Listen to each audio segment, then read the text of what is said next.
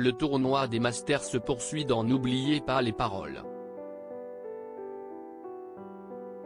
Ce jeudi 24 novembre, Valérie et Manon se sont affrontées lors des quarts de finale.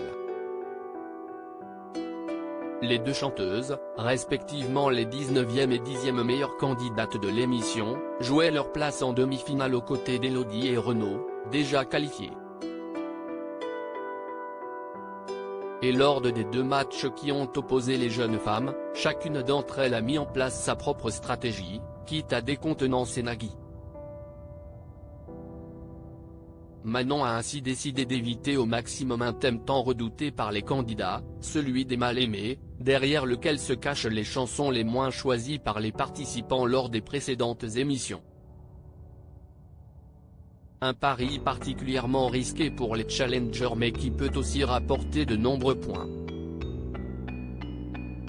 Cependant, Manon a préféré jouer la prudence, en ne choisissant pas ce thème, alors qu'elle lui avait déjà réussi par le passé. J'ai eu de la chance, a assuré la jeune femme, qui s'est finalement tournée vers une autre catégorie, je vais prendre les années 2000 pour 20 points. Une décision qui a quelque peu surpris Nagui. T'as décidé de ne jamais prendre les mal-aimés ? Lui a demandé l'animateur, visiblement déçu de son choix. Nagui, il faut croire en ton potentiel sur le ton de l'humour, l'infirmière lui a répondu qu'elle préparait ce thème pour l'année prochaine.